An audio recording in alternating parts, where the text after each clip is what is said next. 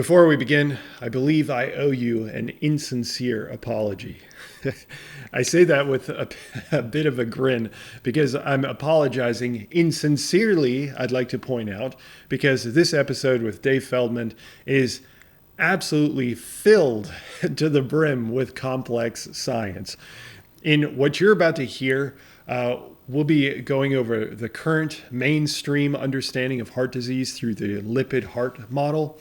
And then we shift into discussing the discovery by Dave called the lean mass hyperresponders, who are people who might be immune or less impacted by this heart disease risk factor, which also leads us into his and several other researchers' model called the lipid energy model. And then apologies abound as we genuinely nerd out over a multitude of mechanisms.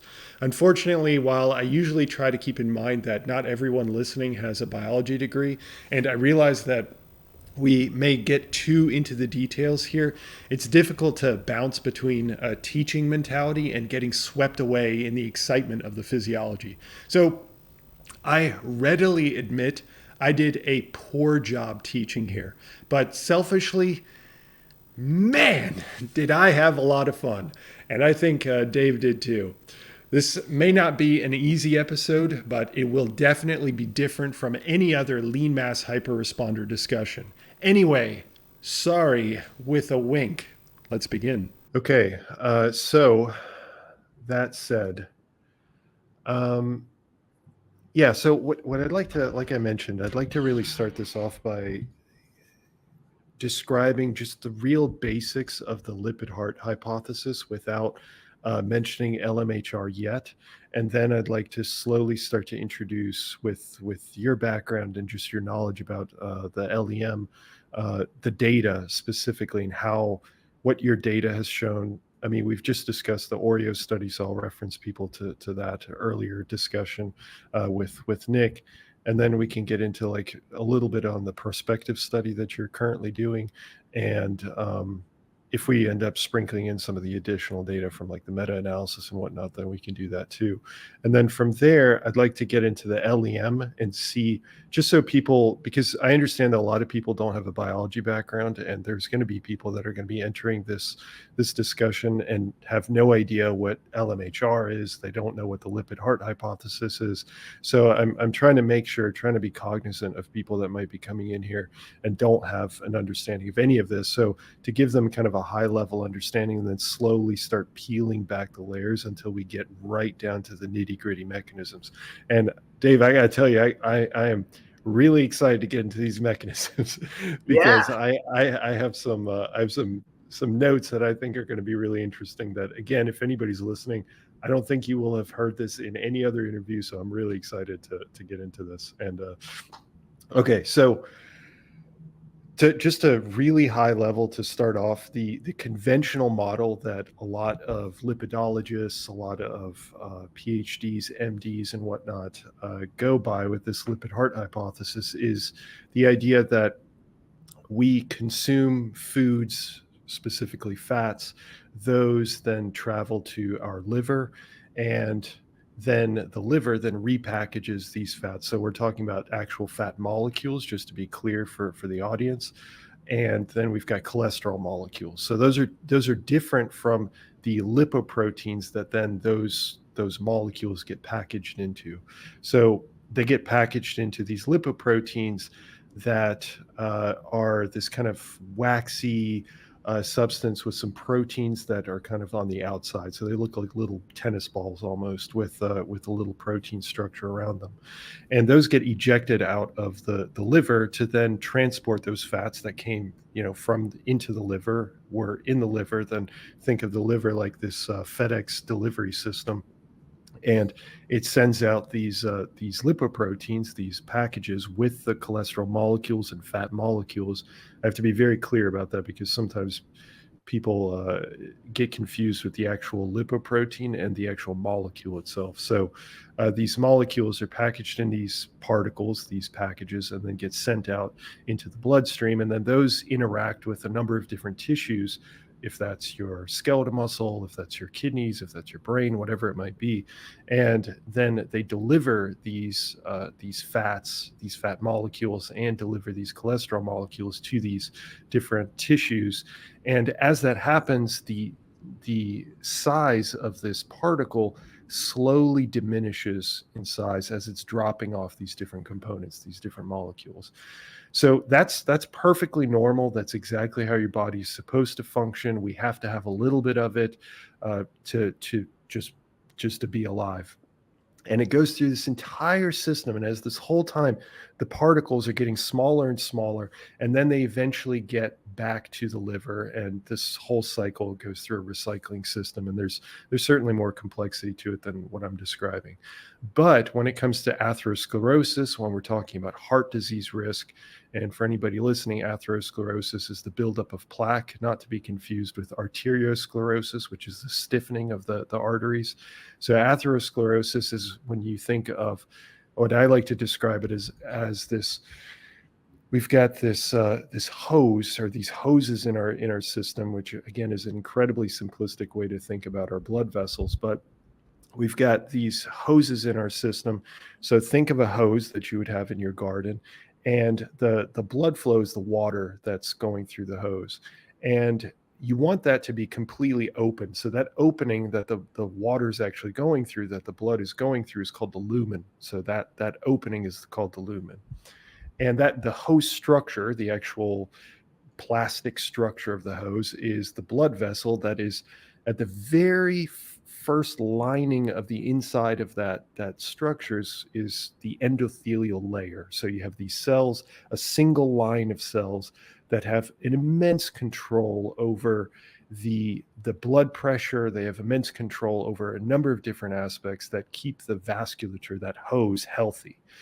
Now, underneath that single line of endothelial cells, there's number of different proteins. There's a number of different substructures or sublayers. Think of them like other components of this hose that actually give it the rigidity to this to the hose itself. So as you get further deeper and deeper into the actual layers themselves, you have these different substructures, different proteins that are found there. You might find other cells like these. There's cells known as vascular smooth muscle cells that are found in that region. And those have a particular role in that they help squeeze together the hose, or they might loosen the hose to allow more or less blood flow into a particular area. So that's the general understanding of how this vasculature, this cardiovascular system in our body functions.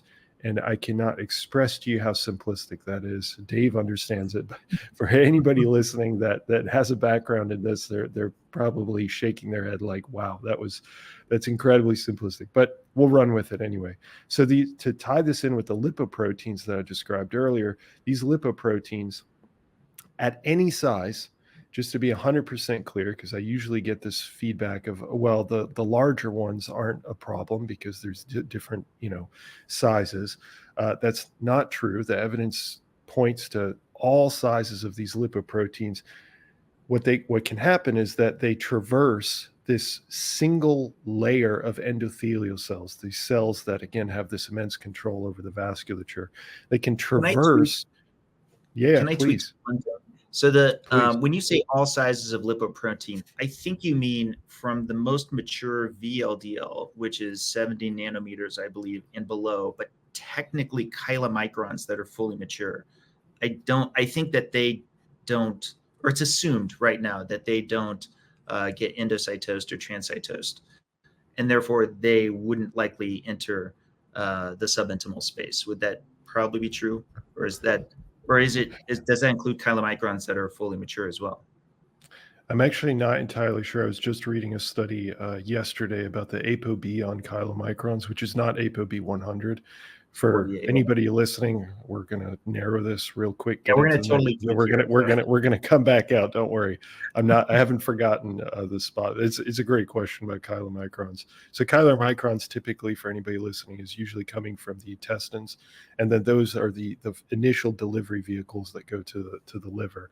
There's a little, again, there's always going to be a little bit more nuance to it, but anyway, they have these proteins, that ApoB proteins, which I'll get into. Those are the ones that actually get attracted to the subendothelium, so under that endothelial layer. And a lot of people, they focus on the ApoB 100, so the 100 structure, but there's an ApoB, I may get the number wrong, maybe 48 or something like 48. that. Okay, so 48, and that, I was just reading a study that showed that actually can bind to proteoglycans as well, just in a different location. So not the same subunit of the proteoglycan protein. So to answer your question, I don't know. I haven't actually looked at chylomicrons directly, but I do know that they can at least bind to the same protein that would be the attractive force for these ApoB 100 proteins. I only asked for that clarification because it could be relevant when we're coming back around to metabolism in a little bit. Yeah. But Okay. Continue on. Sorry. With your Sure, no problem. No, that's a great question.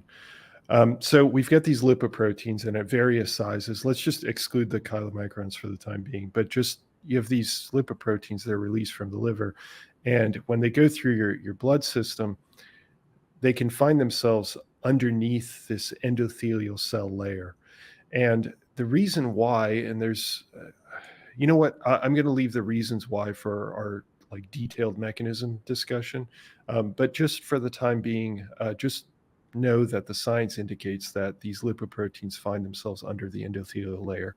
And then from there, as they continue to build up, there's a number of different processes that can happen, from oxidation, from silylation, and like a bunch of different biochemical processes that can happen to these LDL that ultimately leads to that lumen that I was discussing. So remember the hose and the water coming through that opening, that the endothelial cells, so the hose will start to squeeze in on itself. So the endothelial cells will start pushing upwards because they're being pushed out by this plaque buildup that's starting to form. And then that can further lead to what's known as turbulent flow. As the blood flow hits that particular irregular region, you have these, the blood flow will start to move in less of a linear fashion, and will start to move in slightly turbulent or different, let's say just a non-linear, non-perfectly flowing format, which then can further aggravate that region. And there's a bunch of things that happen. But the main point, the main takeaway, is that the Lipid-Heart hypothesis indicates that LDL, VLDL, but mainly LDL, any of these lipoproteins can cross the endothelial layer, can get stuck under the endothelial layer, and then start to create these plaques, these formations, which is then generally considered atherosclerosis. And we're going to get into way more detail on that whole process in a little while, which I'm very excited for. But now let's shift our focus to lean mass hyperresponders. So Dave, if you could just describe what lean mass hyperresponders are. I'm sure you've never done that before in an interview before. We're going to have you do it one more time. And then from there, we can, if you want to, you can start going into the data for lean mass hyperresponders, and then we'll get into the LEM as well. Yeah, for the interest of time, first let me just describe the cut points of a lean mass hyperresponder. It's literally defined by these three metrics, and only these three metrics: an LDL cholesterol of 200 milligrams per deciliter or higher, HDL cholesterol of 80 milligrams per deciliter or higher, and triglycerides of 70 milligrams per deciliter or lower. I'll be regularly referring to this as the lipid triad. And this is of special relevance because before this point in time, I mean, quite literally, in just like the last 10 years, this has resulted in a number of individuals that are central to our research that have LDL levels comparable to somewhere between heterozygous and homozygous FH levels, which are extremely rare in and of themselves for just those LDL levels. Yet we have a Facebook group that has over 11,000 for the lean mass hyperresponder Facebook group. Probably about a quarter of them are bona fide actual lean mass hyperresponders. So we're talking about like 2,000 at least, perhaps, that hit all three of those metrics I just described, but all three of those are rare in and of themselves. So even an HDL of 80 or higher, very rare. Triglycerides of 70 or lower, very rare. In the NHANES data set, to give you a frame of reference, there was 90,000 individuals. We found three people who actually have these three out of 90,000. I myself know many that are at homozygous FH levels. I give them all the appropriate caveats. This is uncharted territory. Consider at your own risk. Work with your doctor, etc. That said, many of them are at the levels that Brown and Goldstein were looking at 50 years ago that are up there around like 700, 800 LDL. We have some who we're interviewing in the coming documentary that we're putting together. Now, why do we think this is happening? Well, this is the basis of the lipid energy model. Again, for time, I'm not going to go too in depth with it. You're probably very familiar with it by this point. But the gist is that we believe as people go ketogenic, and especially if they are leaner, they are becoming more reliant on fat, less reliant on carbohydrates. And part of what activates greater whole body lipolysis is the dropping of hepatic glycogen stores. So the liver is setting off a cascade. We won't get into the whole, thyroid and HPA axis and all of that. But that cascade will have a net effect that more fatty acids are being released from adipocytes all around your body. And that in turn provides more of those fatty acids for other oxidative tissues. But on top of that, more of those fatty acids are being repackaged into the liver, into that lipoprotein we're especially interested in, which are VLDL. That's important because the VLDL need to go back out and they need to bulk replete those adipocytes. Remember, if more fatty acids are coming out, more have to be put back because you're staging and pacing them. So the leaner you are, the lower your fat mass to lean mass ratio, the more you need to globally resupply. The less you need to locally because you don't have as much local supply. So it's a kind of a redistribution scheme. Of course, we also think that there's more supply of triglycerides to non-adipocytes. So you are not only powered more by the fatty acids being released from the adipocytes, but also directly from these VLDL. And that's especially going to be the case with cardiomyocytes, heart muscle cells. They love triglycerides specifically coming off of ApoB lipoproteins. And you're probably already familiar yourself with a lot of this. I think it's something in the neighborhood of like 70% for somebody on a mixed diet. I can only imagine what it's going to be like for like lean mass hyperresponders. And I believe that that's a big reason why we tend to see folks who are like, say, runners or much more on cardio, they tend to have the highest LDL because there's this higher conversion process. Because what's happening with those VLDL that are getting moved around to drop off these triglycerides through hydrolysis, well, there's multiple things happening at the same time. It's not just that they're dropping it off, but there's this lipoprotein lipase activity that's speeding up. And as you mentioned, as the VLDL shrinks, it sheds its free cholesterol and phospholipids. And what's happening to those? Well, some of them actually are being picked up by the cell, but a lot of them are picked up by the fleet of HDL particles that are nearby, ApoA1 centric particles that are acceptors. They actually are picking up a lot of those components. And that's why you tend to see, as there's a higher rate of this turnover, the HDL cholesterol levels tend to go higher.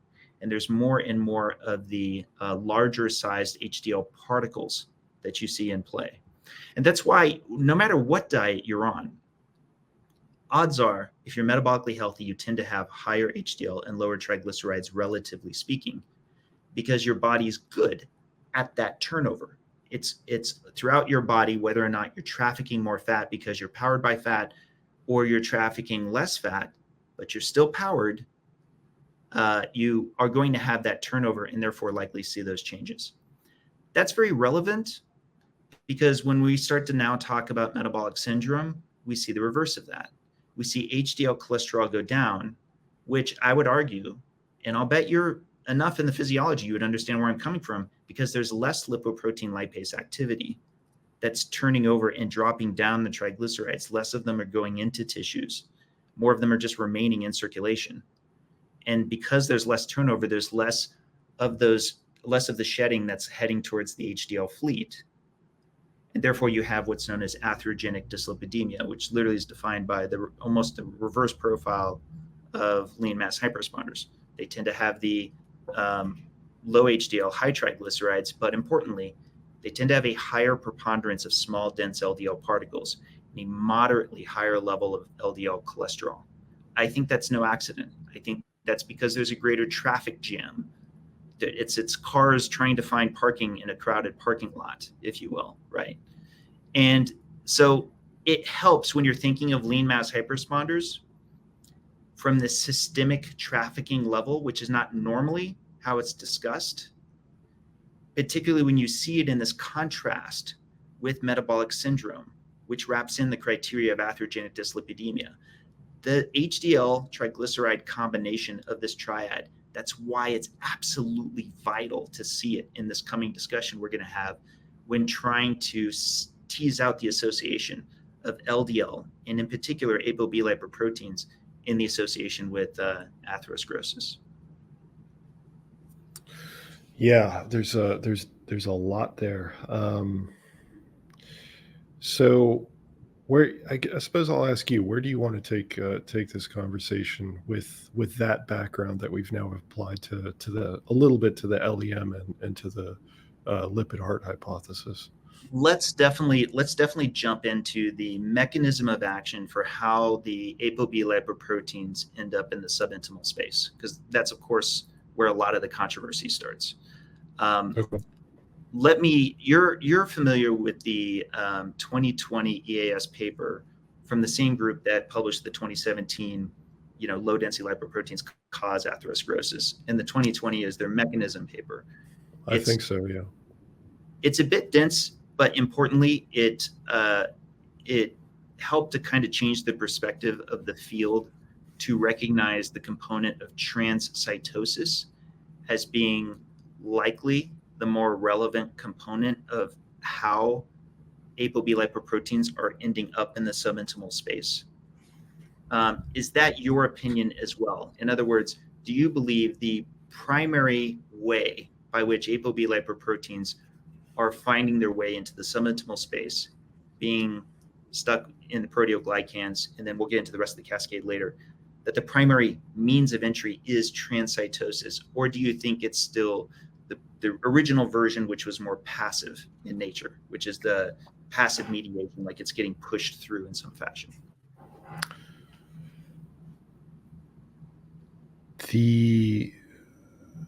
Most of the reviews, most of the science that I've seen has been focused on transcytosis, but and the mechanisms that I'll be going over are focused on transcytosis. So I would imagine, my intuition is that yes, it is more transcytosis focused.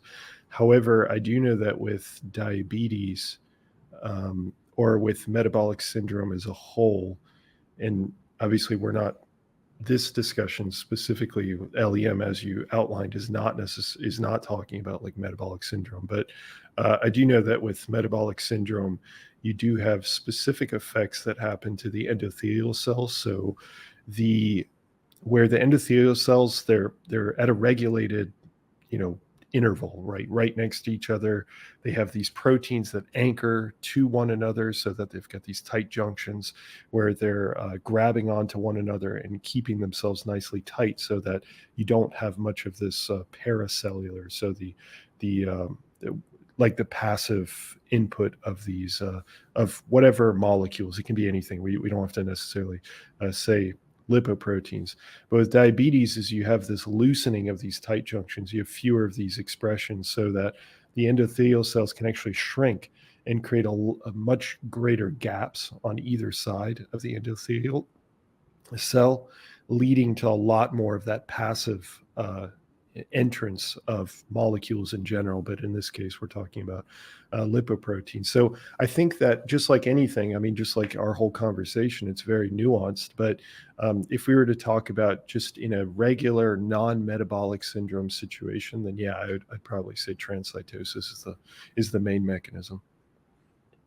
So that and it is worth kind of drawing that distinction real quick. So what we're interested in, or at least to lay the groundwork, we're interested in how there could be inducement of atherosclerosis in otherwise metabolically healthy individuals.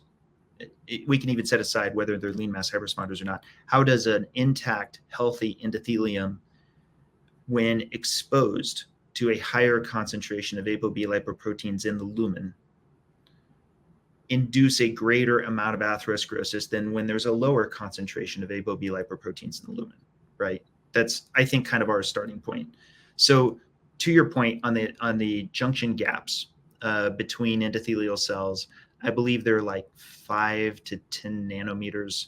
Something is what I've read in the literature. And as you said, I like to call it a zipper. There's all these transport proteins between them that on top of extracellular structure, such that it always seemed like a stretch that a healthy endothelium would easily allow entry, particularly given how the hemodynamics work on how they're kind of going across this way. And you've got like the glycocalyx. So you've got like practically fur, on the top. It always seemed a little bit difficult for me to believe that, given the mass of ApoB lipoproteins, that they're more likely to just happen to come into those junction gaps, given how tight that's controlled. Not that I'm ruling it out, just that was difficult for me to believe in per se. However, to your point, even in a healthy individual, you still have, let's call it road maintenance, if you will, of endothelial cells. Endothelial cells aren't in perfect health at all times. We do know that there is regular damage. You could almost call it like potholes in the road, for which there is an immune response, and they become a site of inflammation. Now, part of the playbook for a site of inflammation, which again, you probably know a lot better than I do, is that part of the playbook is that endothelial cells actually do intentionally separate at their junction gap. And this allows intentionally for things like monocytes to be brought in so that they can differentiate into macrophages.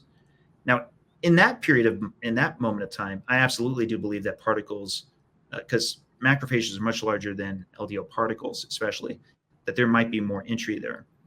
But that would be a site of inflammation such that there might be damage involved, or that there might be a process regarding, like, say, apoptosis that needs to be managed, right? That said, do we tend to find that this is distributed in a healthy individual overall? Not typically, at least as far as existing like CT angiography, even for people who've lived a long time but who are otherwise healthy. Often we tend to find, and this is discussed a lot in literature, atherosclerosis showing up more in places of higher stress. For example, the bifurcations and other places where there's shear stress, things like that. So that leads me to believe it's not, me personally, it leads me to believe that it's not typical routine maintenance, but typical routine maintenance cannot be ruled out for those areas of greater shear stress and bifurcation, because that does suggest that there could be a greater difficulty by the immune response in maintenancing of those areas. And I think that could be a relevant clue. So again, keeping it just in the context of healthy individuals, do I think that there might be something to the, as opposed to the response to retention hypothesis, the response to injury hypothesis? Yes. And I'm not even saying that they're mutually exclusive yet.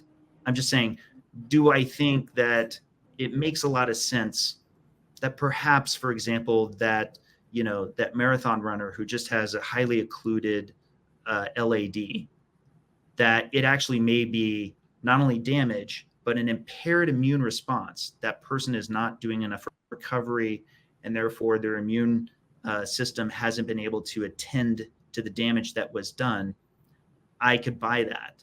But that makes more plausible sense in that exact scenario than the lipid hypothesis per se.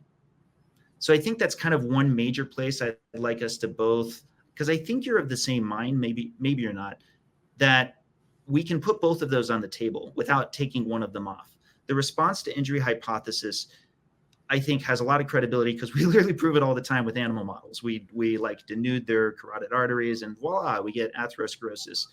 I think the immune response, particularly an inability by the immune response to address damaged endothelial cells, resulting in atherosclerosis, has to be placed on the table. And in order for us to help to isolate the response to retention hypothesis, we have to find any and all ways to take the response to injury off the table. Would you agree with kind of that sort of perspective? Yeah, that's perfectly stated, and I completely agree with you. I don't think that they're mutually exclusive. I absolutely think that they can both exist. I personally believe that they both exist. I think that you have a baseline system where you have elevated LDL that can flit in and out of the endothelium. There's research that has indicated that in the past, but on the other hand, I absolutely also believe, and I've seen research indicating that any sort of damage to the endothelium, or basically endothelium. But you mentioned the bifurcations where you have these, for the people listening, when you have these blood vessels, they're obviously not just straight tubes all the time. Eventually they have to separate into smaller tubes. And, as you go from arteries to arterioles and all these different subsystems of the vasculature. So when they branch point, that linear flow that I was describing earlier through the tube suddenly gets split right down the middle, just like you would if you're, to use your parking analogy, if you're driving a car and then you have to take an exit. I mean, you have these bifurcations, you have these separations. So, and those areas are going to get bombarded with a lot more shear stress, you said it. So yeah, shear stress, which could cause some of this damage. And even beyond that, you could have other areas where you might just have some random, whatever it might be, some problem that might happen that needs to be fixed by the body. And those sites could probably be at higher risk of accumulation of atherosclerosis. So yeah, I'm completely on board. I'm on board with you there. So let me take it now a step further. For people not familiar with transcytosis, all of our endothelial cells are exercising a certain amount of, let's call it basal transcytosis, whatever, baseline. There's some degree with which we know, and sorry to break down transcytosis, trans being transport, cytosis being a cellular process. We mean specifically an endothelial cell is taking something from the lumen. This is usually how we're referring to it specifically, putting it into a vesicle. There's a bit of a process involved with this, and then chaperoning it to the other side of the endothelial cell out through exocytosis, out the other side. Now, the reason I draw a lot of attention to this, especially right now, is, to me, it was a very big deal when the EAS 2020 came out, because before EAS 2020, I was saying this on Twitter. I was saying, we can't even, to quote myself verbatim, we can't even crack open the book of atherosclerosis until we look to transcytosis, right? Did you see my transcytosis talk? I had tweets of myself. Unfortunately, no. I'll have to check it out. Okay, yeah. But I was like, okay, if EAS 2020 is acknowledging that transcytosis is presumably a central component to atherosclerosis, then at least the lipid hypothesis as we know it today is now way more testable, because a passive process, sorry, let me take a step back. Transcytosis is necessarily an active process. That means that you literally have transcription, translation through actual proteins. That I mentioned how there's chaperoning of the proteins. I mentioned how there's the vesicle. That's work that requires ATP expenditure, and it's a job. It's not a small, recycled receptor, it's actually fairly involved to not only capture something of the size of an ApoB lipoprotein, but to build that vesicle that's going to take it to the other side. It's a lot. Well, if a higher concentration of ApoB lipoproteins induces, it actually stimulates a greater amount of transcytosis by endothelial cells. We can test that right now. We can do biopsies on existing endothelial cells to confirm that they will correlate on a higher level of serum ApoB lipoproteins with endothelial cells.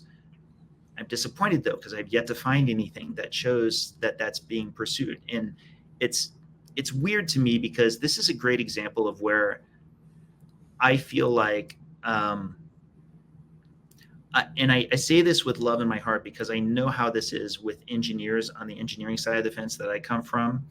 When they feel confident in their base level expectations for something like, for example, in their own code that they wrote, they're like, no, my code's great. It's great.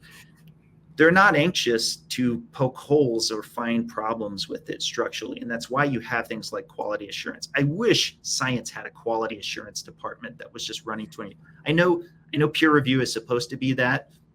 Again, I say this with love in my heart. I don't feel like that's the best quality assurance. So I'm just putting that out there. I love my research friends, don't get me wrong, but I really do wish that there was just sort of like we had public funding that went toward regular replication of studies. And for that matter, whenever a major change of the underlying hypothesis is argued and agreed upon, then you see opportunities like this. Biopsying an endothelial cell just to confirm the mRNAs would match these changes. There should be transcription translation that correlates with the higher concentration in the lumen if in fact there's a stimulatory, and if there's some stimulus.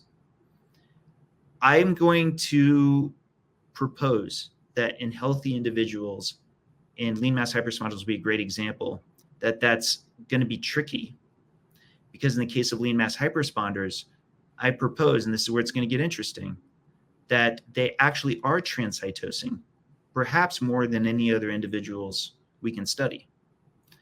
The reason they are transcytosing more than others, possibly even more than people who have, say, a much more metabolically unhealthy and inflamed endothelium, which we'll get to in a moment, is because I believe they do that to meet structural needs. I believe that there's more endocytosis of ApoB lipoproteins to provide components for adipocytes to expand their bilayer.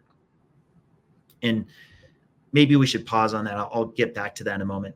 This part, though, is kind of important, which is transcytosis, while that's happening at a common level, it's increased. And you're probably already familiar with lots of studies that show transcytosis is increased in the presence of inflammation. That's covered in the 2020 paper and in many things since. So, for example, C-reactive protein induces greater transcytosis of ApoB lipoproteins on endothelial cells. So we now have two ways by which ApoB comes into the subintimal space. One that's uncontrolled, which is that separation between endothelial cells, where you're seeing more of them come in passively, truly passively, and an active one, where endothelial cells, in the presence of many different inflammasomes, will upregulate transcytosis of unmodified LDL particles into the subintimal space. Now, for this next part, I want to throw a major disclaimer. My major disclaimer is I'm going to make a case that may be counter to the lipid hypothesis per se, but that I absolutely do not want people to take me out of context in my conversation with you. I've said this over and over to you again privately in emails. It's why I'm afraid to have these kinds of discussions, but I'm hoping people just keep the entire nuance in place, because I'll state once more, I am not certain on the lipid hypothesis, and everything we're discussing here is theory, right? Okay. So with that said, do I think ApoB lipoproteins aren't just part of the innate immune response? I think there already is a lot of literature that suggests that's possible. But this might be a controversial idea. I think it's possible. I want to put it on the table that ApoB lipoproteins are actually part of the innate immune response in the subintimal space. That could be extremely controversial if true, which is why I say it very tepidly, and I don't want people to quote me out of context. Let me give you an example of where I think this might be in play. You may know monocytes, as they differentiate into macrophages, have to then grow. They have to grow into that amoeba-like structure that they become in. How do they grow to those sizes is of enormous interest to me, because I'm very interested in the structure component of phospholipids and free cholesterol.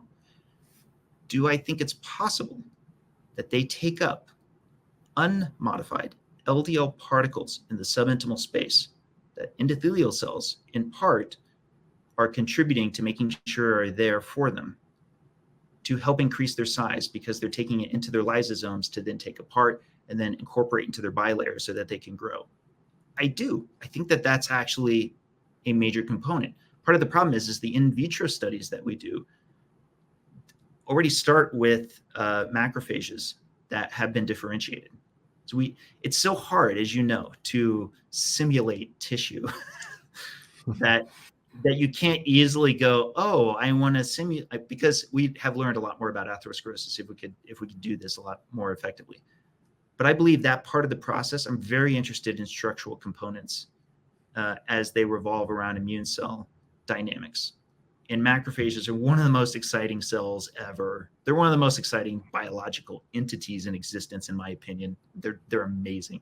Did you know sorry, I don't want to tangent. Just want to say that the fact that they could themselves differentiate into endothelial cells themselves is insane to me for things like neovascularization. What the F? Our bodies are so freaking awesome. Anyway, I digress.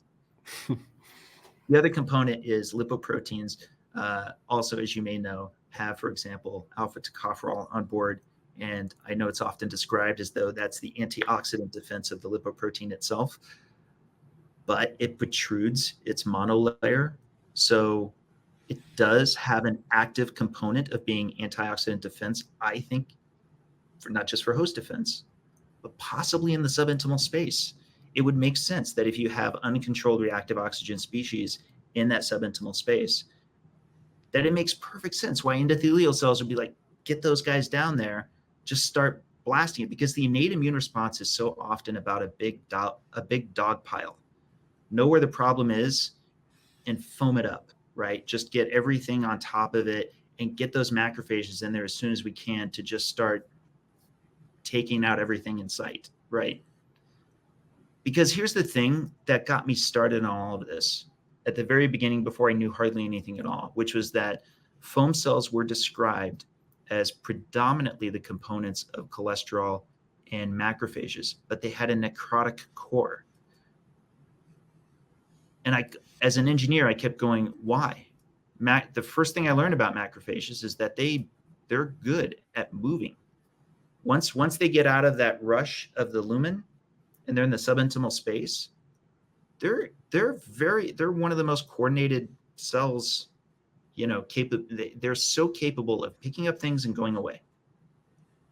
And I know atherosclerosis is constantly described, and I almost call it like the macrophage obesity crisis, because it seems like they just eat and then stop and then die.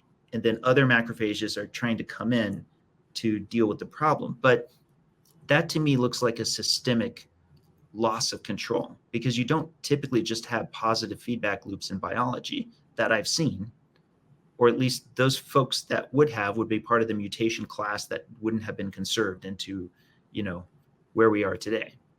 So all of these things I'm saying, and I realize I totally, went on a geek diatribe, but that's sort of the gist of the basis of where transcytosis in particular changed the game for me, because I feel like it's now much more testable, and it'll be even that much more testable with lean mass hyperresponders, because lean mass hyperresponders, if I'm right, are transcytosing ApoB lipoproteins to meet structural needs of their very small adipocytes.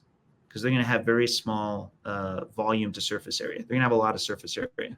Here's to layperson it a little bit. If you were to take a lean mass hyperresponders bilayers of all of their adipocytes and just like connect them in a big blanket, right?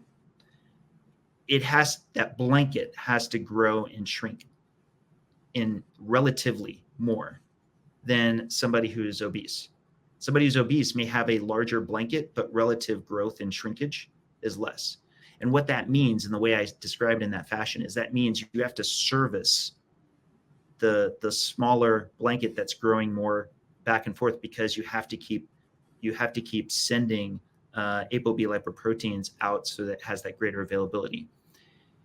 And why I like these N of 1 experiments that I've done even before what we published is those N of 1 experiments taught me what I'm telling you today.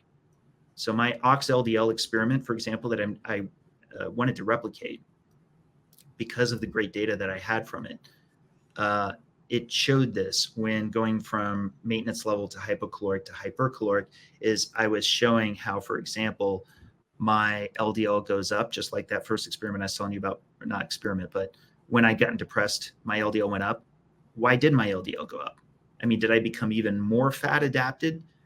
Yes and no. The other component is that there was less supply of, or I should say less repletion to adipocytes. That was a huge clue to me, was I was like, oh, there's more triglycerides hanging out in my bloodstream and my LDL is higher because there's less that's actually going into adipocytes. And also my HDL has gone down. That's interesting. It's almost as though I simulated metabolic syndrome by eating half as much in this fat adapted state. Interesting. Conversely, on the third phase, when I hyperconsume, my LDL plummets, my triglycerides plummet, and my HDL climbs through the roof, which to me was the very first signal of a structural component, that my LDL might actually be going down and my LDL particle count might be going down. Why? Where are they going? I think they're going into my adipocytes. I think that my adipocytes are quite literally consuming them, moving them through the lysosomes, incorporating them to the superstructure of the adipocyte so that it can accommodate the greater contents of triglycerides that I'm moving into them. Because I'm powered by fat, I'm probably going to see a more pronounced effect. And I do, right? Again, everything I've told you so far is theoretical, but it's backed by everything I've been able to find with both my experiments and what I've been able to see in the research so far. Sorry, I know that was a lot I dumped on you all at once. I hope that was okay. No, that was that was amazing. I very much enjoyed it. Yeah, I love that thought process. I can see where you're going with that. Initially, when you said that you briefly mentioned at the beginning of that about monocytes, then differentiating into macrophages and growing and all that, and then that's when it kind of clicked for me. I was like, oh yeah, that makes a lot of sense. Where you'd have these this mass uptake of these LDL particles, and then you have this essentially taking apart everything that's inside and then using that for the growth procedure of the macrophages. I mean, it's super cool. Can I pause you on that too? Yeah, this please. is the perfect spot to totally red pill you here. Okay. What do we see when we look at the macrophages of those with homozygous familial hypercholesterolemia? Do they look different? Of course they do, because they're nucleated cells just like the rest of them, right? Mm-hmm. So they have an incapability in their binding domains for the LDL receptors. Does that have an impact on being able to take up non-modified LDL particles? It does. And I'll send you one of my favorite studies. Why I like this study so much is it not only cultured control versus those with homozygous FH, but they also had homozygous FH on lipid-lowering therapy. And on lipid-lowering therapy, their receptor expressions profile was closer to that of control than to the homozygous FH. And that's super meaningful. Yeah. To be sure, that study is great. It's very dense. It goes into the whole family of LDL receptors, which it should, and it shows the compensatory nature, as we would expect, where if there's that lack of binding capability by the LDL receptor, it seems to try to compensate with these other receptors, like one of the CDs, I want to say 169, but I may be wrong on that one, like 162 or something like that. But that's again, literally the machinery at the scene of the crime, the lipoproteins, or sorry, the macrophages, and matches with the etiology of the pathology itself. Do those with homozygous FH, do they have atherosclerosis in that one LAD like the runner? They do not. They have it everywhere, right? They're developing it at multiple locations, and it doesn't look like the pathology we would expect with atherosclerosis in other folks, unless they're unless they're extremely inflamed. And I think that's an extremely relevant clue in why we should continue to look at this from a systemic standpoint. So with all that nuance in place, this is exactly why, yes, I think our research with lean mass hyperresponders brings into relevance the distinction I want to draw to your attention, you in particular. I want to say, look, if you've seen me do these interviews, you hear me mention dysfunctional lipid metabolism over and over again, right? Now, I've wanted to publish a paper on dysfunctional lipid metabolism, but I kind of feel like it's a horse and cart thing. I kind of want to have outcome data first, because I almost don't even want to put this on the table yet. But I'll just tell you verbally, right? If there is a dysfunction systemically, like we see with those who have metabolic syndrome, right? So insulin resistance syndrome, et cetera, does that have an impact on their lipid profile? Yes. Is it independent? I would argue yes, that there may be intermediaries between, but can I say the lipid profile is altered directly? Is it changed by this metabolic status? Yes. Does it also independently impact the outcome of atherosclerosis? I would say yes, right? Now, the catch is, can the models of adjustment correctly account for the amount by which the lipid profile was affected by the syndrome? Currently, the confidence is very high that it can. I think you share that confidence. That's our difference. I don't share that confidence. It's not, and again, I don't want that to be taken as I'm confident in the opposite direction. I'm not.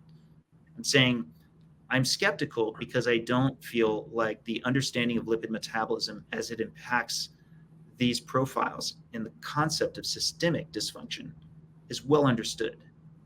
And if that's true, we can't easily claim this is a causal chain that's going like this. We don't know how much of it is actually a common cause. Getting back to pleiotropy, right? Now, on the other end, we have homozygous familial hypercholesterolemia. When I announced the lean mass hyperresponder study, I didn't even discuss metabolic syndrome.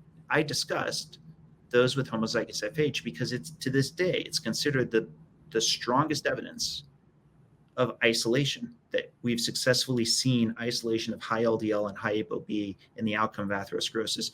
And in some of your prior videos, you mentioned this as a great example.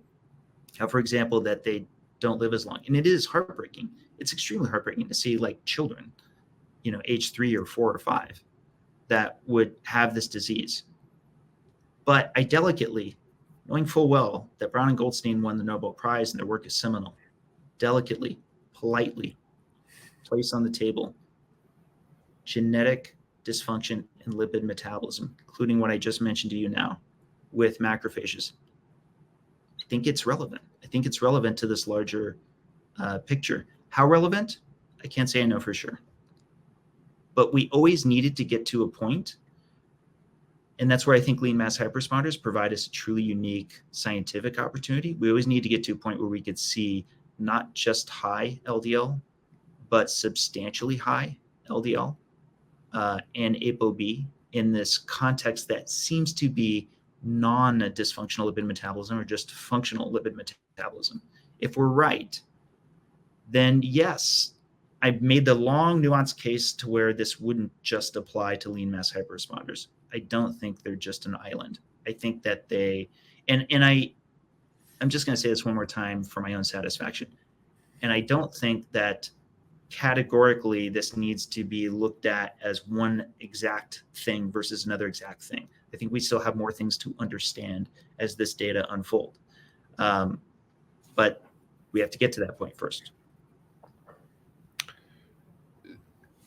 Okay, so with FH, I actually have not focused that much of my attention on FH, mainly because a lot of people critique it as well.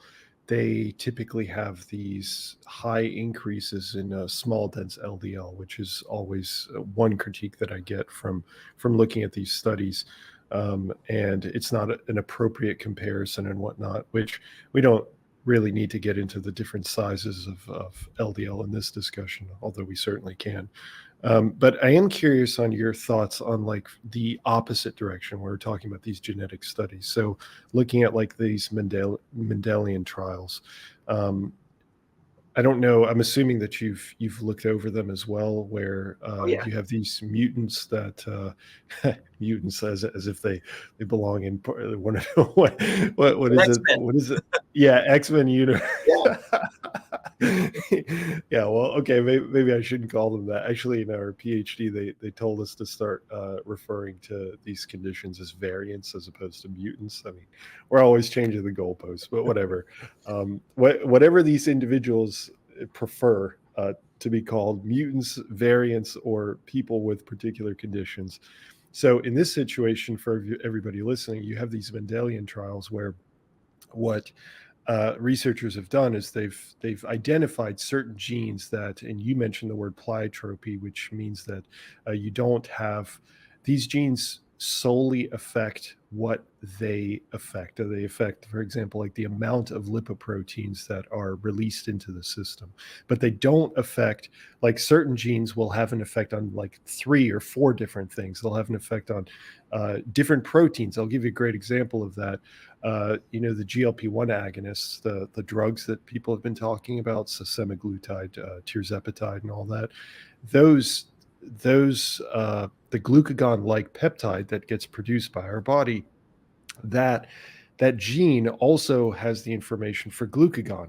I mean, they're very similar, but they have a different structure, and it's only based on the expression of those genes that we get differences in the protein. So I won't even go into the biochemistry of it, but the point is that gene can produce multiple proteins, very same gene, but just the way it's processed leads to 2 different proteins. So that would be an example of a gene having an effect beyond just this singular thing that it's supposed to be focused on.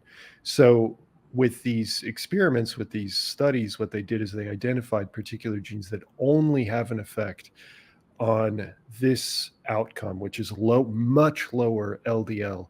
And they end up showing that these people have a strong cardioprotective effect against heart disease of any sort. So their atherosclerosis risk is massively reduced because they have this lifelong, the idea is that because they have this lifelong reduced LDL. So I'm curious on your thoughts about that. Yeah, no, and let's jump to a favorite, which is PCSK9 loss of function. Mm-hmm. So in order to steelman this the most, for those who don't know, there are many genetic variants that result, we'll say, in low LDL. The more concerning ones are A-beta lipoproteinemia and familial hyperbeta lipoproteinemia. The catch is with those, there's less ability to synthesize the ApoB lipoprotein, so they never enter circulation. And I believe we'll find that those are almost always invariably associated with just terrible outcomes much earlier. PCSK9 loss of function is let's just say the softer version of that, because it's PCSK9 is the protein that designates low density lipoprotein receptors for degradation. So if they're So if there's less expression of PCSK9, there's going to be more LDL receptors, and therefore there's going to be more clearance. But at least the lipoproteins come into circulation, so presumably whatever benefit there is with lipoproteins, that's experienced for them, at least coming into circulation, that's covered. Okay, so PCSK9 loss of function, I thought provides very compelling evidence that if you're taking out that component of ApoB lipoproteins, indeed you have a lower cardiovascular disease incident and mortality.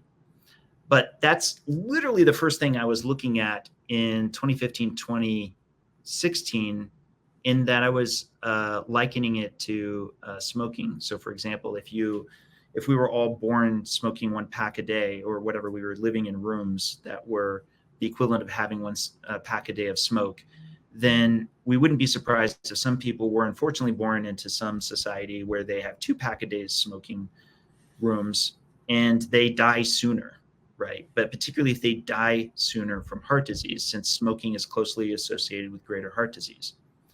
Now, if there was another society that was lucky enough to be born to where they were in rooms that had no cigarette smoke and they died less of heart disease, we would go, oh, this is a pretty compelling argument that cigarette smoke is associated more with heart disease. But here's where it gets interesting. What if, though, those folks who were born in the rooms without smoking died the same amount or even more than those of us born in the smoking room society, right? In other words, do we see folks with lifelong LDL in their 30s, as is the case with PCSK9 loss of function? I mean, chef's kiss is low. I mean, super, super low. And low for the reasons I mentioned before. It's greater clearance, which is considered the preferred way by which you reach lower levels of LDL and ApoB. We would absolutely expect that they would have lower all-cause mortality. They should be living longer than those folks who, are in their same vicinity, controlling for all the other factors.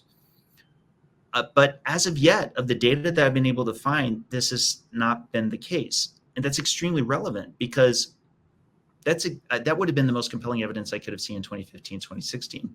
And that the data has actually expanded since then. I myself, I'm actually trying to get these data directly. I want to commission a study ultimately through Citizen Science Foundation.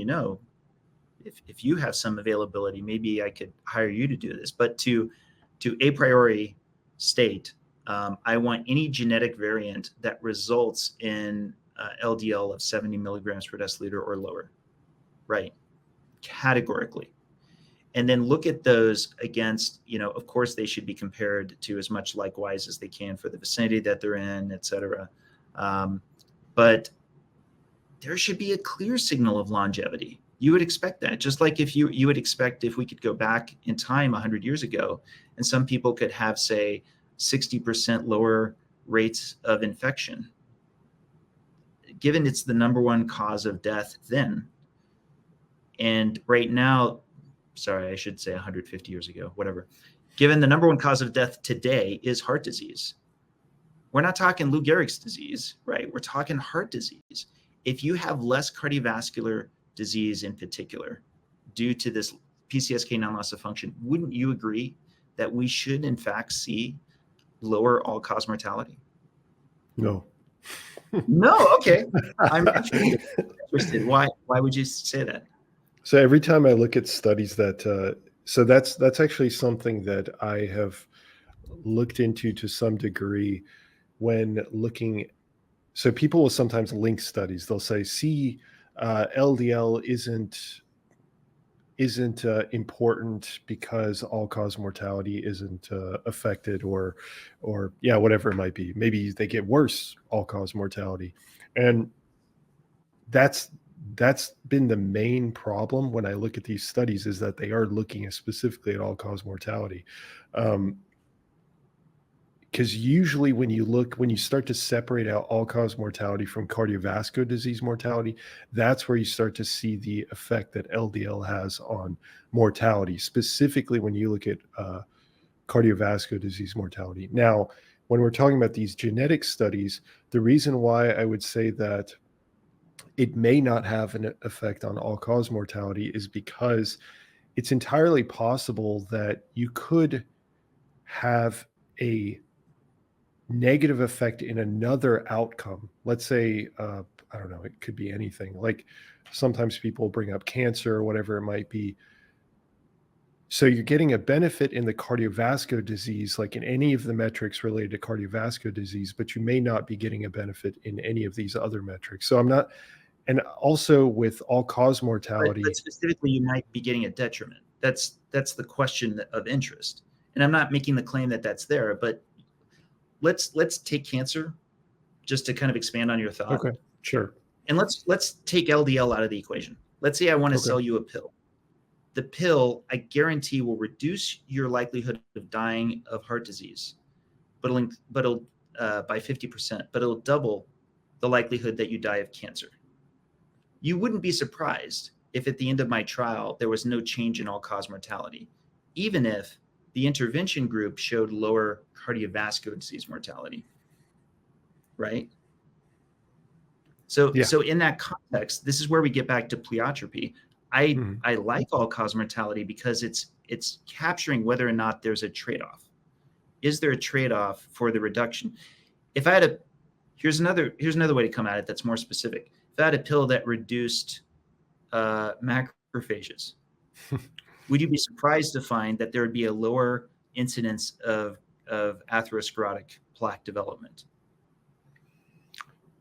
Well, I can say there have been studies on that, but no, I would not be shocked. You wouldn't be shocked because it's one of the two ingredients we've just now talked about with atherosclerosis. Which is why I 100% concede that if I wanted to specifically not die of atherosclerosis, I would take every step possible, every step imaginable to lower my ApoB. But with the let's use that inflammatory condition. So with the inflammation studies, there are drawbacks. So if you reduce inflammation to, let's say, to a degree where you see a reduction in atherosclerosis risk, which there's definitely studies that indicate that. So the inflammation side, I'm convinced of as well. And that's irrespective of LDL or ApoB or whatever. But there are some drawbacks to that, and the studies do indicate that people have higher risk of other things, like I believe for sure infection. I know that they had greater deaths from infection. I don't know if there was a greater cancer risk. Maybe the cancer was actually also benefited in some way. I can't remember exactly the details of that, but there is a trade-off there for these individuals that you're right. I mean, they're decreasing their inflammatory burden and however you want to define it, but there is on the other side a negative. And that's good. No, I was just going to say, so I mean, if we look at these genetic studies, for example, I think, or I suppose I should say, to these specific situations, if a person is in a perfectly healthy state, and then they specifically reduce their ApoB burden, it is possible that they would be protected from cardiovascular disease and not have the negative effects that would be attributed to a specific genetic condition. Does that sort of make sense? So because the genetic condition has this lifelong protection, again, from cardiovascular disease, but it's possible that it may have, not because of the gene itself, but because of the low LDL, you may have some sort of negative effect. So it could have an effect on all-cause mortality in that regard. Maybe let me ask it this way: if Sure. there was if atherosclerotic cardiovascular disease is the number one killer, and we had a pill that would drop the risk of mortality for death by atherosclerotic cardiovascular disease by 60%, would you expect that the average lifespan for everybody taking that pill, if they took it over their lifetime, would be longer than the average of the population around them? Than the people around them? It depends on what is holding back their longevity. Is it because you're right, like if that is the main cause of death. But I'm trying to separate out like the actual longevity aspect from the actual mortality aspect, which sounds kind of strange. But if you're looking at mortality, you can look at mortality just kind of across the board without the actual time component. And then you can look at longevity, the overall time that a person exists or lives. And I'm trying to think of like how to actually, because I've been working through this myself. I'm trying to figure out exactly how I would say that. I want to say this without it sounding in any way antagonistic. No, please go ahead. But to me, it's mathematical. Again, if it's Lou Gehrig's disease, if I gave you a pill that could prevent you from, contracting Lou Gehrig's disease, I wouldn't be surprised if the whole society got it, that we wouldn't see any change in mortality. But if we cured heart disease, I would absolutely expect that it would be comparable to the discovery of vaccines. I would absolutely expect it would change the net longevity of the average of the population. Now, delicately. Yeah, I'm with you. I'm with you there. Yeah. I agree. Maybe I'm getting confused on how we're framing this, but I agree that the average would absolutely increase because we're having such a tremendous impact on a particular disease that has the greatest effect on the actual mortality or the actual longevity of the entire population. I agree. I'm thinking about it necessarily from like an individual standpoint. Yeah, and this is where, like I said, I'm trying not to provide an intentional argument on the LDL skeptic side, but I think a valid point. Because you're right here, to set this up, let me play devil's advocate in advance to what I'm about to say.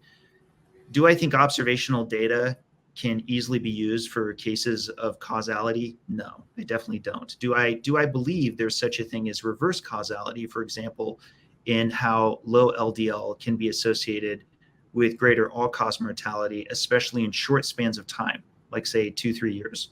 For example, can you be dying of a particular disease that both, getting back to common cause, that both alters your lipid profile in a way that lowers your LDL and in addition kills you sooner, such that it creates that relationship? 100%. Okay. Mm-hmm. But there is an expiration date on this. You can say that for short spans of time. That doesn't apply easily for me for long spans of time. Epidemiology is not great for proving causation, but it's excellent for providing evidence against claims of causation. So at some point in time, a population with low LDL, especially if it's lifelong, should flip. It should now show greater and greater longevity compared to the average that are the reverse of that, or for that matter, just our average levels of LDL. There should be lower all-cause mortality if, in fact, their cardiovascular disease mortality is going down and there is no trade-off. Now, so the best way to put is you put cardiovascular disease mortality in one bucket, and then you put everything else, non-cardiovascular disease mortality, in this other bucket. And if you've got lifelong lower cardiovascular disease mortality and there's no trade-off, for sure, there should be greater longevity for those folks who've had lifelong. This is why PCSK9 loss of function, I think, is a fantastic discovery. Because even if it's true that there is a trade-off, at least there's not so much of a trade-off that it seems to make that case that low LDL, if resulting from clearance, presumably from this mutation, is so absolutely certainly bad.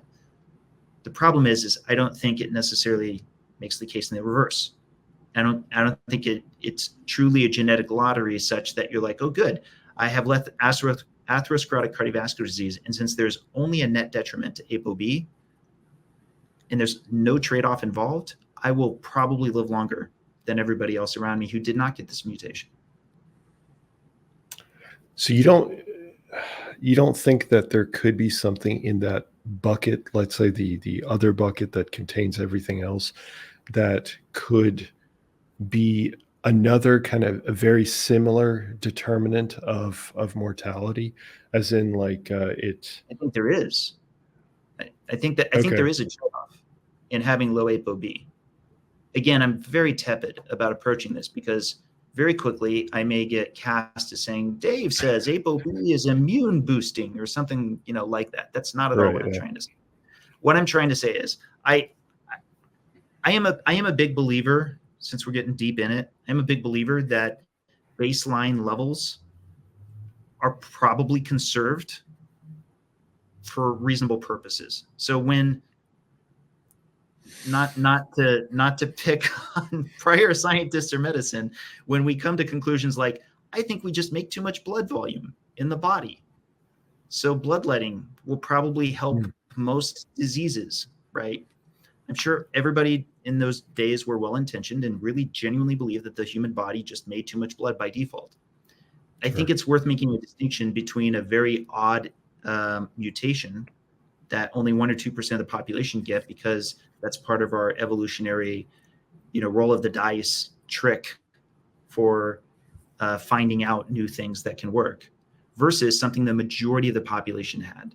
So I will concede, at the point where it was stated that the average of LDL that we tend to see on seemingly, species appropriate diets was already too high. Well, on the plus side, that's very testable. If it's already too high, if ApoB is inherently pathogenic to the vast majority of the population, we should absolutely see that signal quite easily. And especially if you were lucky enough to be born with a genetic mutation that had it at very low levels. I do think that there's a trade-off. I don't know how much of the trade-off there is, but I think there's at least enough of a trade-off to explain why a lifelong ultra low level of LDL would not have a clear signal of longevity. And I mentioned some things before. For example, I genuinely do think the higher circulation of alpha tocopherol on ApoB lipoproteins might be relevant, for example, on antioxidant defense. But, how there may be a sigmoidal curve to that. It may be that there's diminishing returns at a certain level. Again, I don't want one, extreme to replace another extreme. The key component is for us to look at the extremes to at least test if that trade-off seems to be the case, and it might be. And that's where, getting back to the genetic studies, I find them interesting, but I found that very telling, that there's such an interest in cardiovascular disease mortality that's kind of distracted from the potential that there is in fact a trade-off. It may be that there's more, say, cancer risk or infectious risk, without entertaining this being a false choice between two possible, ends. Yeah, I hear you. And you could absolutely, you could be right. I haven't fully fleshed out my ideas on this, but I have played around with the idea that, because people are constantly, just to speak on longevity, people are constantly trying to push their longevity and try to live longer and whatnot. That's a huge topic. Almost every time I release a video that's longevity based, it tends to do really well, because I know people are just looking for the next supplement, or should I zone 1000, cardio, it's nonstop trying to improve it. And I think, to me, there's a distinction between, like, I'm currently of the mind, even though I haven't really said this out loud much, I'm currently of the mind that our longevity is not going to be changed much currently, based off of what we have. And so the way I think about it is like the cap, like if we remove cardiovascular disease, it's just something else. It's like another boogeyman that ends up getting us in the end. And the actual change in overall length of time that we live isn't that extreme. It's like we remove cardiovascular disease. Okay, great. I mean, that's a huge factor. You removed one of the huge boogeymen, but that doesn't necessarily push the number of years that you end up living that much longer. But when you said the average, especially if we look at, for example, the United States, when you look at the average, I could see that would have an effect on extending the kind of the average lifespan of the entire population. So I do get it on that point. And I could definitely be convinced, and this is more of a longevity argument. I could be convinced that there's a possibility that longevity could be extended much further. And maybe I'm delusional, and maybe it's true that if cardiovascular disease is eliminated, that we should see this, like, I don't know, let's say a 10-year jump in longevity or something along those lines. I'm just throwing out a number. But right now, my impression, and that's why I always think, when I think of like overall mortality or all-cause mortality, I just think, okay, we've removed cardiovascular disease, so that's one metric. We've limited the scope of our analysis to cardiovascular disease.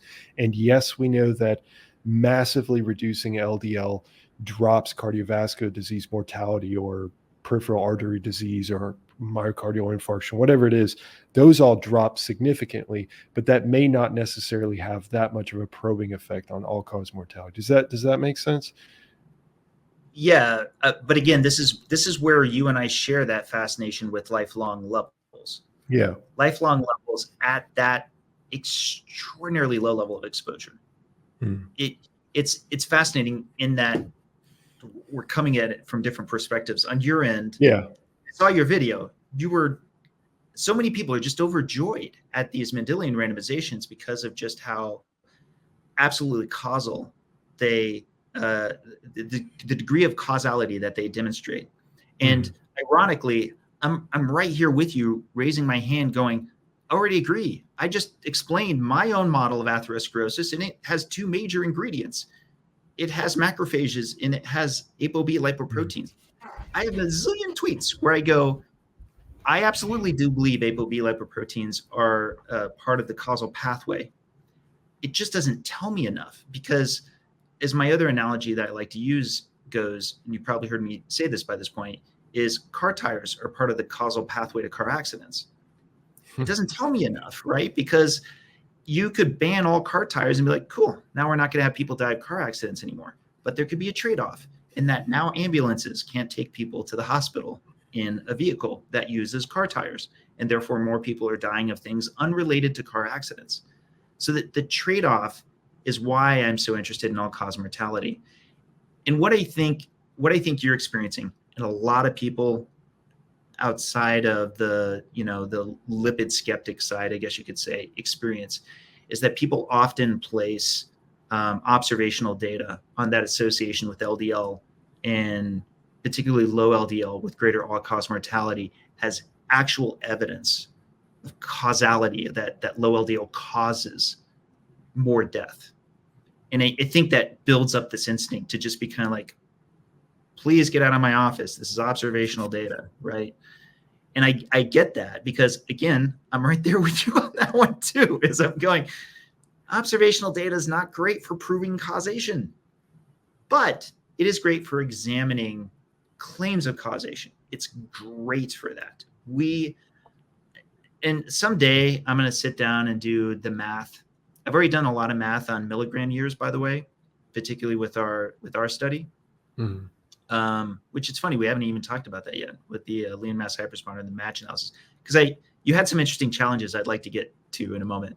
Okay. But milligram years, our cohort has over Miami Heart has like 700 milligram years more than they do in those 4.7 years of difference. That I would make a strong case should show a signal in CT angiography.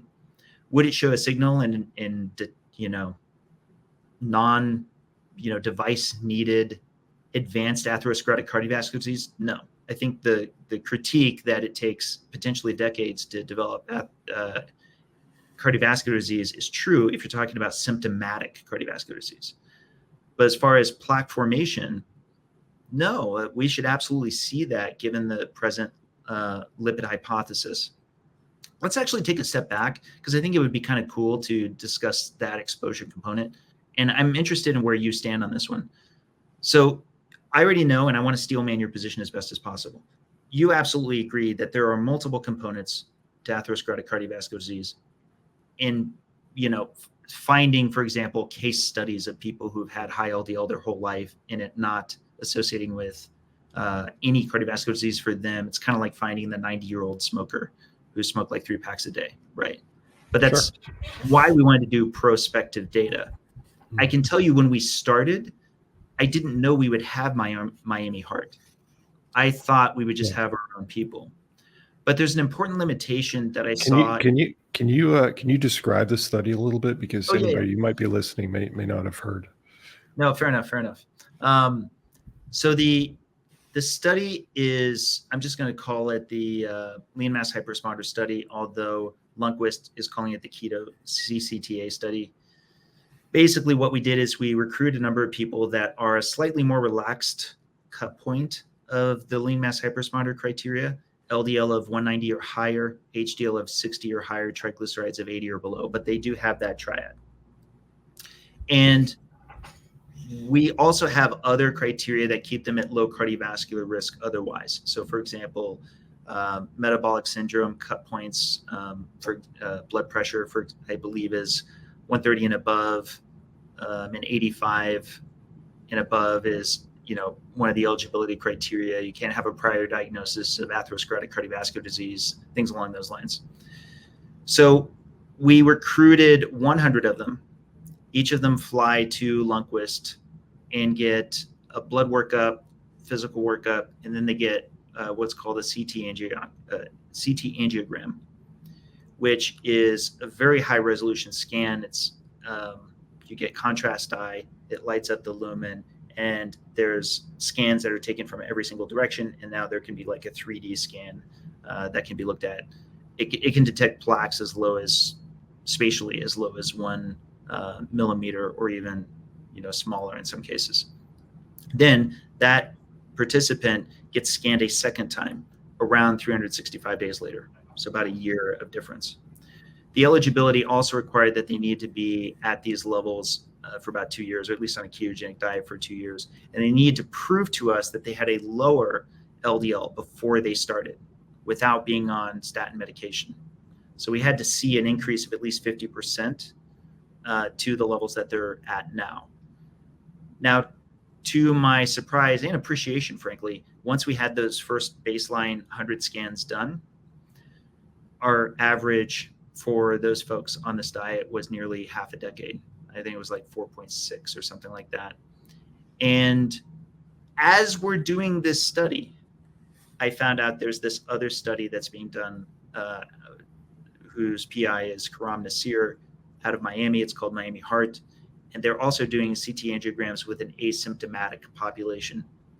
And they have a much larger pool of like 2,400 people.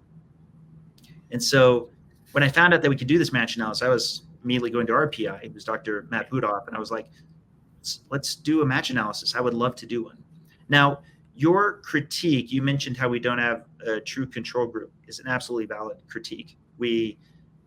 I'll get into this in a moment, but it's actually very difficult to have a control group for our population.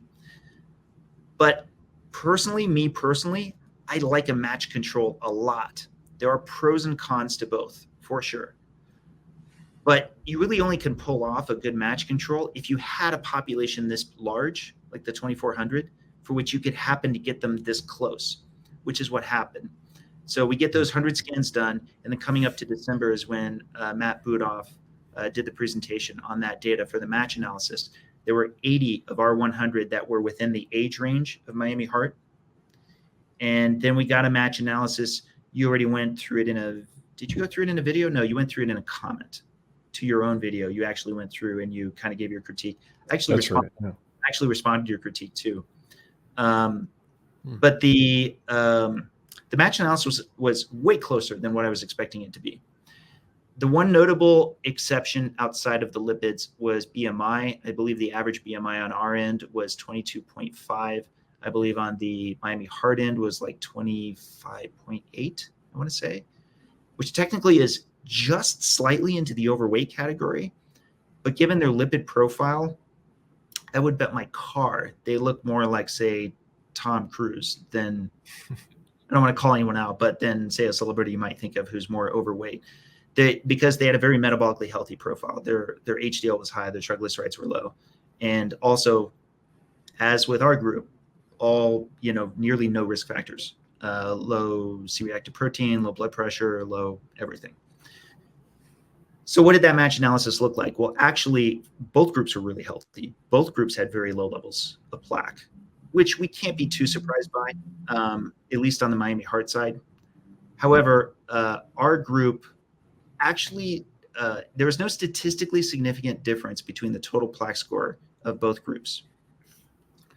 Our group actually trended toward lower, but not out of statistical significance.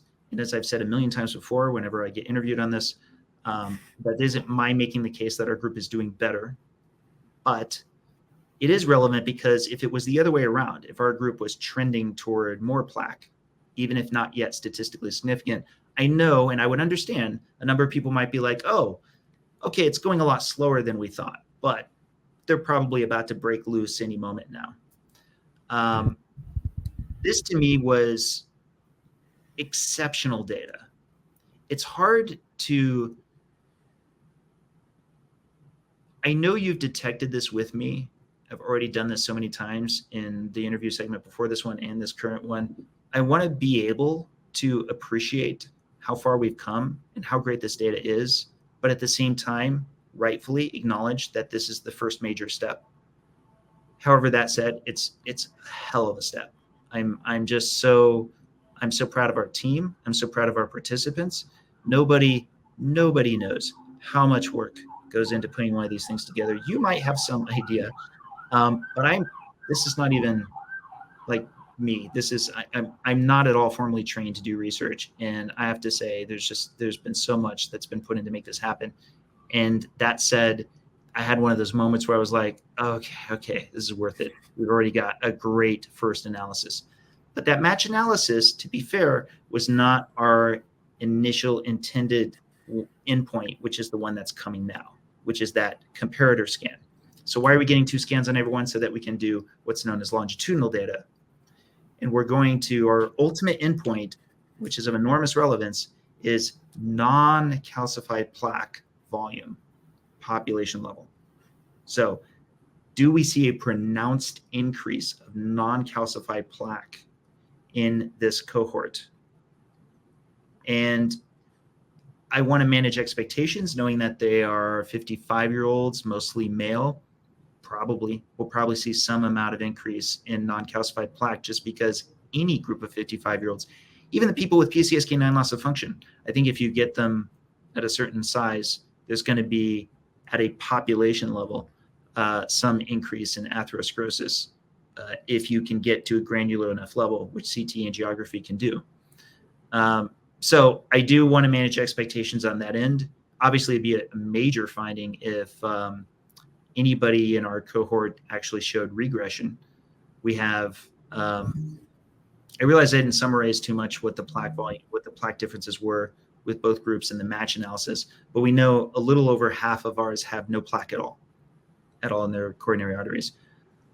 But the ones who do, we're very interested in what happens to that plaque as we're tracking it.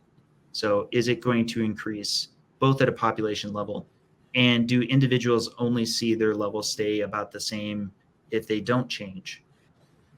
Or is there any chance of any of them seeing regression? Present lipid hypothesis would say absolutely not. There should be an increase at a population level given the enormous volume, the enormous exposure of high LDL, because the average LDL cholesterol is 272 for the match analysis. I believe for the full 100, it's something like 260, something like that. And we'll get to see. There's another component that I'll put on your plate, which is another conventional component to the lipid hypothesis, which you also had in a prior presentation, is how there's an expected inducing of inflammation. In other words, the higher overall exposure of ApoB lipoproteins will have a net increase by chance likelihood of inducing an inflammatory response, right? So you've got like the increase of chemokines and other inflammasomes and so forth that would ultimately result. I don't know if you feel that's going to be as likely with this population, but if it is predominantly, if it can be independently induced through higher concentration of ApoB lipoproteins, that would be expected, right?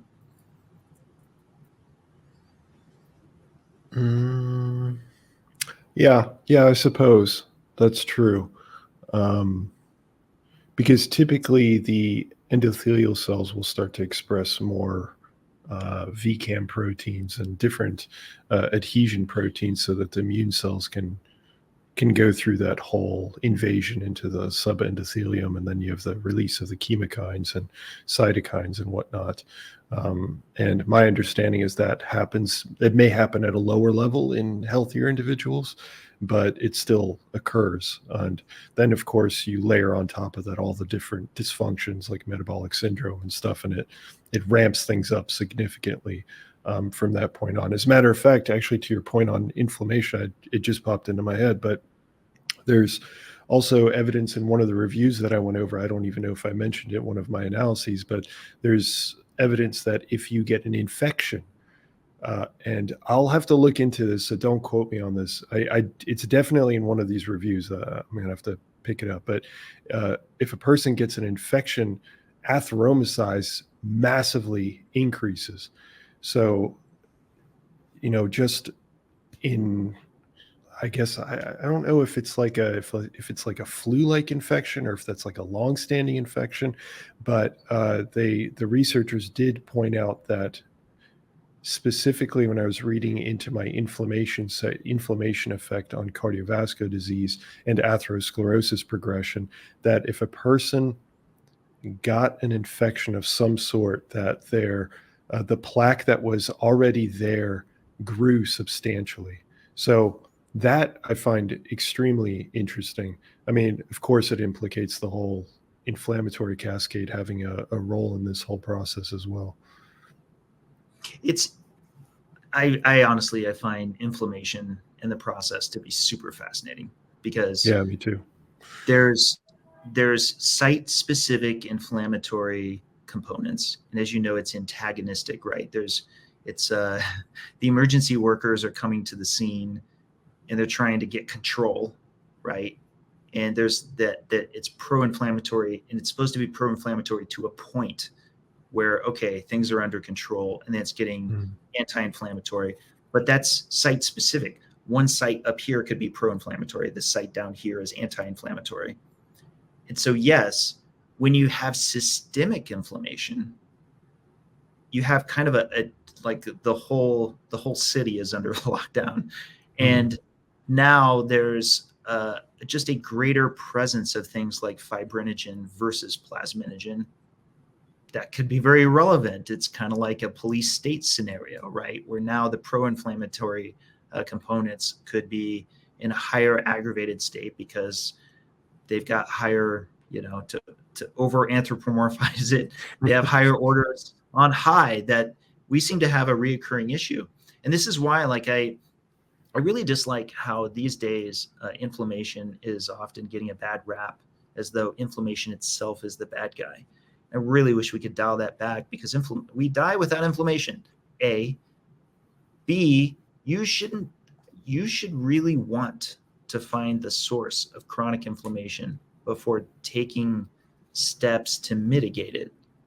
I get it for things like managing pain, things like that, but I wish that, frankly, there's just more reverence for what the body is trying to do with inflammation and trying to understand the why behind it than, putting tape over the the check engine light, as it were, right? I completely agree. I released a video a number of years ago talking about inflammation, because for a while that was like the inflammatory word that people were using on YouTube. They were just continuously saying, avoid inflammation, stop inflammation. And then I made that exact point that you just made, is like, inflammation serves a role in our body. It serves a function. And if we remove it, going back to one of my previous points about if you drop the immune system too much, then you become a lot more susceptible to death by infection or any number of other conditions. So inflammation, having a low level of inflammation, I don't mean chronic inflammation, but having focal inflammation, as you were just explaining, is extremely important. I mean, you need these recruitments of these immune cells to these regions so that they can coordinate the removal of certain aspects, or if that's like bacteria or viruses, or if that's other cells, or to I don't know, move debris. I mean, there's all kinds of different functions that these immune cells have a role in. So the idea that we should just eliminate it entirely. Another example of that is having too low of CRP can also be detrimental to your health. So you want it to be in kind of a low level, but not, so low that you end up starting to get in the way of these signalings between these different cells. I mean, there's so much complexity when it comes to that stuff. But that gets back to that trade-off. It's the same. It's comparable to blood pressure.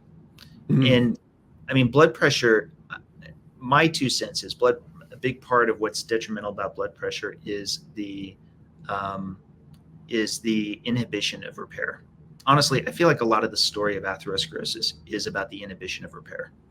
That the infarct, here's a good way of putting it. I think we have a long list of ways by which there can be damage to the endothelium. I think we have a very short list by ways that we repair the endothelium. And our immune system is kick butt. It rocks at repairing it if you give it a chance, but you have to give it the closing hours. You have to not eat round the clock. You have to not exercise round the clock. I think those things run the risk that you're going to have inside your vessel walls a moment where you say, break your leg, but you're not setting your leg. You're walking around on a broken leg, and you're making it worse, and you're making the injury more complex. And that makes it harder for not just, hemostasis, but erythrocytosis. And that's what I think is, I think that even just an experience of, say, binging, whether it be food or exercise, but basically changing the environment of your vasculature, I think can set you up for a lot of bad things in a relatively short span of time if you're catching it out at the wrong time. I know that's another thing people tend to think, especially many in biology, have these long time spans. But you probably already know this with atherosclerosis. In some cases, it does develop really quickly. And I think we're going to ultimately find that in a lot of those cases, there's more behind the story with, again, the impairing of the immune response, or at least in some version of overwhelming what its capability is to deal with it. And this, by the way, gets to even just things like diabetes. Like, beyond just the fact that there's things like the higher porous nature of the endothelium, I really wish people would think more in terms of rate limitation on the proteins themselves that fuel the immune response, right? Like, you only have so many immune cells that you can actually make, and there can only be so many sites of inflammation that they can attend to. And there can only be so many, C-reactive proteins that the liver is going to be synthesizing and sending out, things along those lines. It's why I wish we would just put more effort into studying healthy individuals in those areas that we believe there is an exposure of interest, like LDL and ApoB, because only in that case can we better understand if there is pleiotropy, which I think that there may be. Getting back to the point that I made before, and actually, I'm getting pinged, so I should probably wrap up here in a sec. This is so much fun, by the way. I hope we can do this again. I love having total carte blanche to just geek out and full. Yeah, we did even touch on like half the things, but yeah, that's so true. But getting back to the point that I was making before, listen, we work with Adrian Sotomoda, who literally lectures on biostatistics, and I have a lot of good friends who themselves are extremely sophisticated. I love playing in R. Oh my God, it's great. It's what a programmer could just dream of, right? That said, and I say this again delicately, I do think that there's I believe, a bit too much confidence in using statistical instruments like sensitivity analysis to estimate how much these other units of causality are, such that you can feel confident you subtracted them so that you have the remainder of the thing that you believe to be truly causal and be like, I got it. I think you need to verify. You need to verify and ideally find populations like lean mass hyperresponders who help us to isolate out ApoB in isolation, to test that variable of interest with as much separated away from it as possible. That's why I'm interested in ApoB as it specifically relates to the development of atherosclerosis. Yeah, I mean, I'm not quite as. I mean, I know you're being delicate about it. I think that we can tell a lot of information from statistical analyses. I do agree that there are certain nuances that get missed. Like, for example, it's entirely possible that this lean mass hyperresponder phenotype has completely gone under the radar because we're talking about mass data sets. So if you're talking about a situation where you're just talking about a small subpopulation of people, and even if you were to expand that outwards a little bit, you would miss it. There's no way that with these large data sets looking at correlations, which I tend to be a little bit more bullish on correlations than you are even. But it's true that people will say correlation isn't causation, and I agree for the most part. But I think that if you were to talk to a lot of biostatisticians, they would be like, okay, that's true, but there's so much more that we can do with our statistical models now and I also agree that maybe we shouldn't just rely on it, because from an experimental standpoint, you want to test some of these things instead of just depending on these statistical models for these adjustments and whatnot. But I think that the for you that this may not apply, but for most other people, it's literally ingrained in their head that just correlation is not causation. That's end of discussion. No more discussion needed. Every study related, just throw it out the window. And I think that is such a short-sighted view of something that it's not a static thing. Statistics are not. It's not like we've determined statistics, now we're done, we don't need to work on it anymore. I mean, the statistical models are becoming more and more complex, which of course with your math background you appreciate even more than I do. They're becoming so much more complex that we can do these adjustment models, these multivariate analyses and whatnot, that tell us tremendous amounts of information that may not necessarily be able to say exactly cause and effect, but they're able to eliminate a lot of different confounding variables that other people posit but don't have enough reverence for these correlation studies, that then they would realize, oh, that's not a plausible variable because it's been eliminated through this adjustment analysis. I think, again, it's just people hear correlation, they hear association, and then they just say, oh, it's a bad study, it's not going to tell us anything. And I just think that we need to be a lot more context-based when it comes to looking at these studies. I'm not saying that they're necessarily straight cause and effect. Of course they're not. And I also agree that because we have such large data sets, that sometimes, I would probably say more often than just this conversation we're having now, we're probably missing certain aspects within this huge pool of data, that we're not asking the right combinations of questions to be able to tease out certain anomalies or certain phenomena. And that's where things get a lot more exciting. That's where I do think looking at, for example, if I were to look at a meta-analysis, looking at these sensitivity analyses, or looking at some of these subgroup analyses, or even looking at something as simple as a comparator, just looking at, I did this analysis once looking at niacin and its effect on cholesterol levels and CVD, and every meta-analysis indicated that niacin had no effect on CVD. And I thought, okay, fair enough. But then you start to look deeper and look at like what the comparator was, and they were comparing high dose niacin versus statins, for example. And I was thinking, okay, well, that's not an inert control that you're comparing against. And then they had this other analysis that did look at niacin versus just a straight control, like no statins of any sort. And lo and behold, suddenly niacin had all these effects.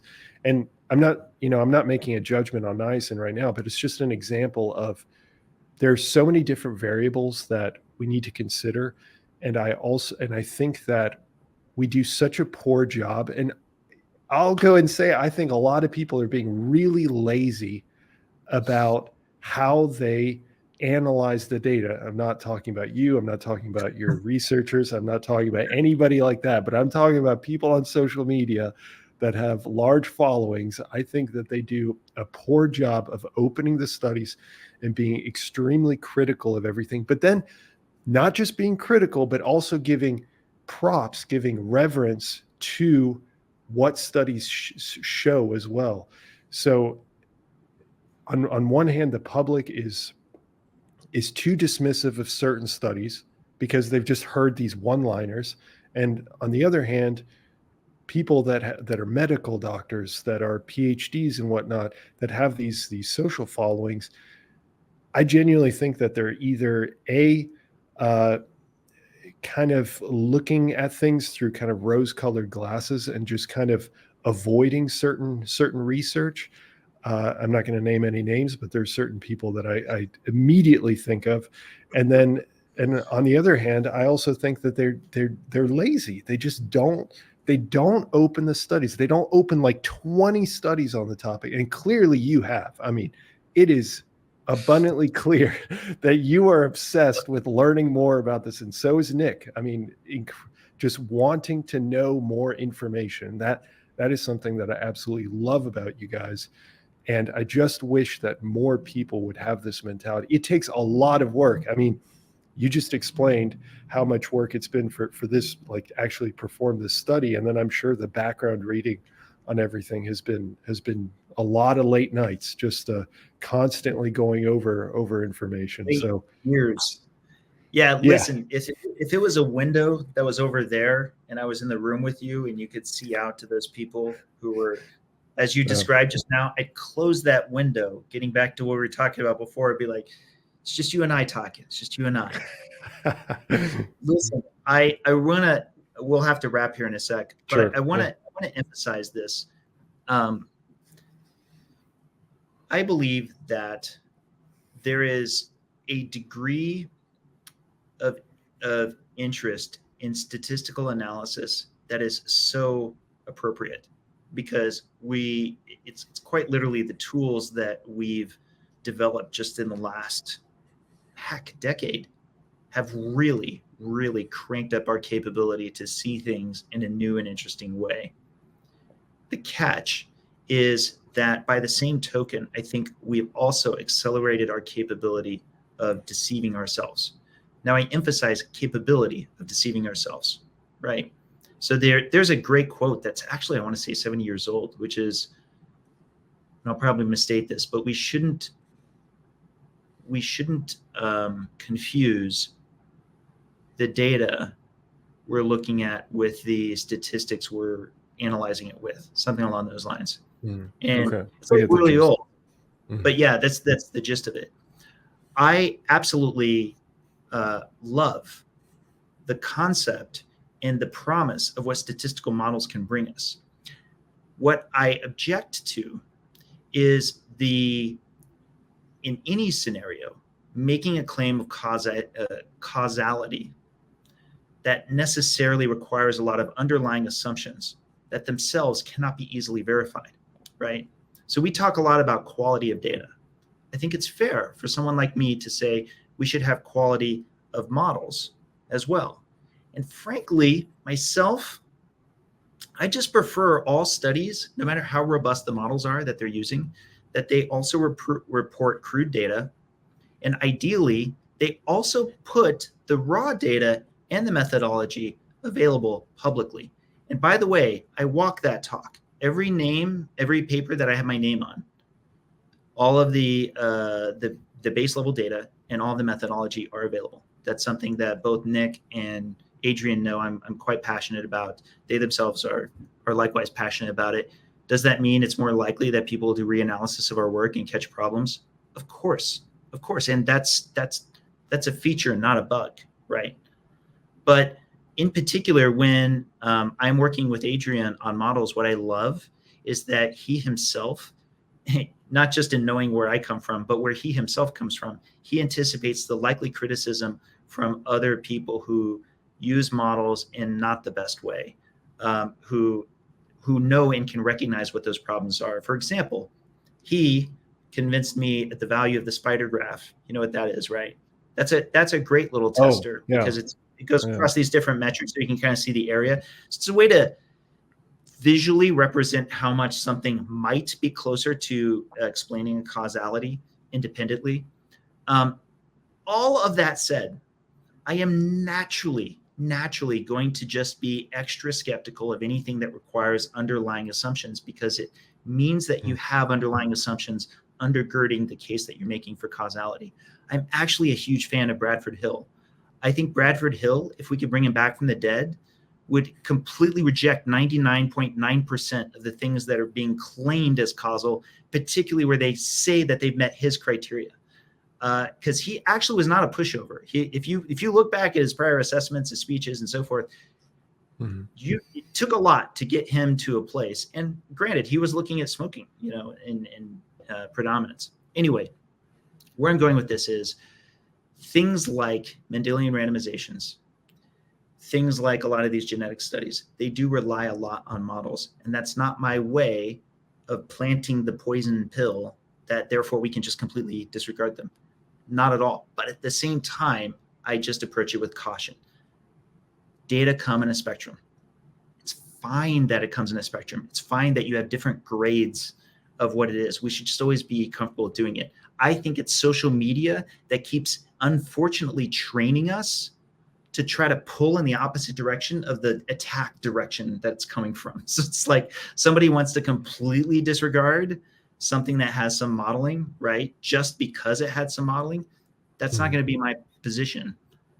Unless, with the caveat that the more opaque it is and the more difficult it is to look at and the more that it's modeled, probably the less seriously I take it. The more open it is, the more transparent it is, the more the authors engage on that discussion, the more seriously I'll take it. But I think that's a defensible position, because this should still be a discovery process that's shared. That's just my 2 cents. No, I agree with you.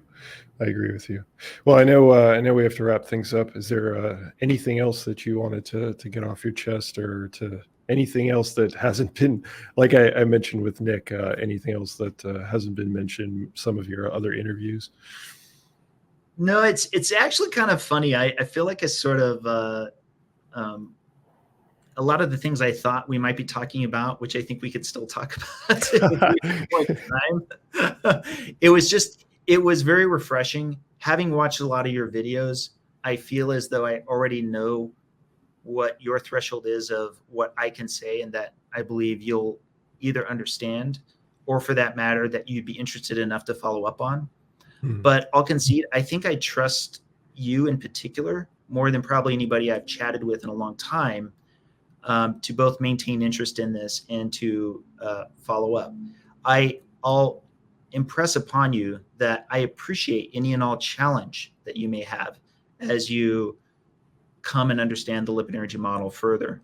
For example, the concept of dysfunctional lipid metabolism, which I discussed a bit at length earlier. If you find problems with it, I want to know. It's all about disproving the hypothesis more than it is to try to prove it.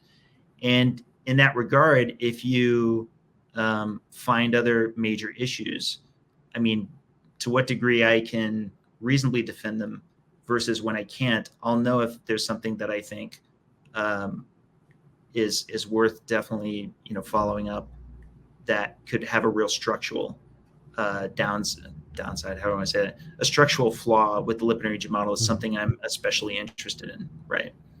And for that matter, we're in the process of putting together this next study. So it's the best time ever to be discussing this, because it hasn't been fully locked down in stone yet. And that to follow up on what Nick said, that's something I may also want to see if I can chat with you about as well. So anyway, that's just what I want to leave it with. And for anybody who's made it all the way to the end, I did myself sign up to your Insiders Club. Full disclosure, I won't be on it forever, but I will say it's been a pretty impressive value already just from being on the inside. And I love your videos. I love your content. It's been great. No, thanks. I really appreciate it. I love talking with you, and you're right. I mean, we I literally had notes on pro LMHR mechanism possibilities and anti LMHR mechanism possibilities, but we'll leave that for another time. But yeah, it was an absolute blast. I know that I could tell that you enjoyed nerding out about this stuff, and I absolutely love nerding out about this stuff. So this was a lot of fun. So I deeply appreciate your time. And again, I just want to reiterate one more time, I deeply appreciate your mentality about this stuff. It really, like every interview that I saw of you, I always got the sense, not because of charisma or anything like that, but literally because, although you are charismatic as well, but because the word choices, you would pause and think, okay, should I use this word? Should I say this word? That means the world when we're talking about this kind of stuff. And I wish that people would, you know what? I'm not going to go into it. I just appreciate you. Thank you, Dave. Yeah, thank you. And that means a lot to me. And it's a process that I hope we can all engage in, because I look at older interviews of me and I cringe because I feel like I should have been more thoughtful with the way I've said it. But so much of science is about good communication. It really is. And yeah, that, like I said, means a lot to me. This was such a pleasure. I have to jam for now, but we really should do this again. So, and I think we'll have good follow-ups for both of us in the near future. So let's consider it. Sounds great. Okay, folks, I will post Dave's links and everything down in the description. And till next time. Well, I did apologize at the beginning, so you were warned of the nerdiness. That said, funny enough, we ran out of time before we could get into some of the other mechanisms that we had planned on discussing, but this was a good initial discussion getting into those nerdy details. That said, while Dave and I might disagree on some of the statistical modeling, and we didn't get to discuss some of the qualms that I have with the study design that he did briefly bring up at one point, but we just couldn't get to it here. We didn't have the time. I do think that the lean mass hyperresponder phenotype is a real phenomenon, and I do think that we should keep our mind open to possible exceptions to the Lipid-Heart hypothesis, assuming more rigorous data releases. I'm looking forward to the future research on this topic, and as I've mentioned in the past, I have immense respect for what Dave and colleagues are doing, so I was thrilled to discuss it. Hopefully you were able to glean something from this episode, and if not, then I hope that we provided excellent sleep sounds. I'll have all of Dave's media links in the description for those that are interested, and I look forward to speaking with you in the next one. Bye.